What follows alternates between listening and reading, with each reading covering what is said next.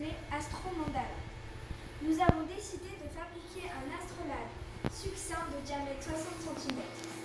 Une couronne à l'extrémité représente le limbe gradué en 360 degrés. La règle est un tuyau en PVC de 2 cm de diamètre peint en noir. Notre référent artistique a proposé aux élèves de dessiner des rosaces pour décorer, faisant ainsi un lien avec la représentation circulaire de l'astrolabe, dont voici quelques travaux d'élèves. À l'aide d'un gabarit, les élèves ont fabriqué 10 petits astrolabes que l'on a accrochés à l'aide de fils de pêche au grand astrolabe pour fabriquer une sorte de mobile. Pour fabriquer les petits astrolabes, on a découpé les différentes parties. On les a collées ensemble et on a ensuite relié les différentes parties à l'aide d'une attache. Chaque astrolabe est composé de plusieurs parties. La mer est le disque principal sur lequel sont centrés les autres éléments. Son limbe est gradué. Un trône ouvragé supporte l'anneau de subtension. L'alidade permet de viser les astres. Le tympan est un disque intégré dans la mer nécessaire au calcul de l'heure dépendant de l'attitude du lieu. L'araignée est la projection de la carte simplifiée du ciel. Elle tourne comme le ciel autour de son axe en 24 heures.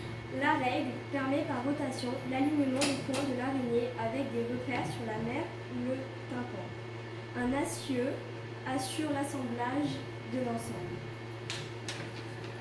C'est un instrument astronomique d'observation et de calcul pour mesurer la hauteur des étoiles, des objets de grande taille ou des angles, déterminer l'heure de l'observation et la direction de l'astre, se repérer en plein air pour les marins, trouver les instants de prière et la direction de la Mecque, identifier les signes du zodiaque en astrologie.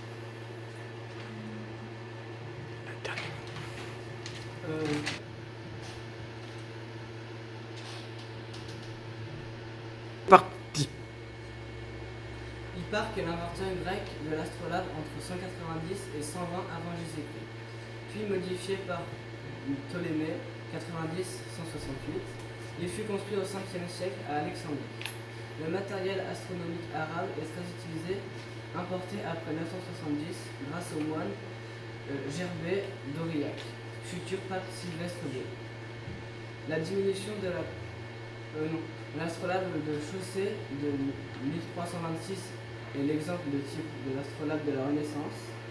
La diminution de la production des astrolabes en Europe au XVIIe siècle et au XVIIIe siècle est due à la fabrication des lunettes astronomiques et des horloges en pendule mécanique miniaturisées et à cause du coût de fabrication important.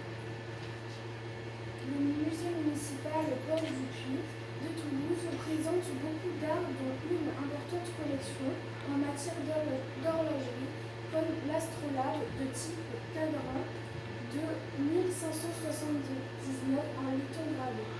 Cet astrolabe a appartenu d'abord à un couvent de Toulouse, ensuite à l'abbé Vidala Tornier, qui le donna à la Société archéologique du Midi de la France.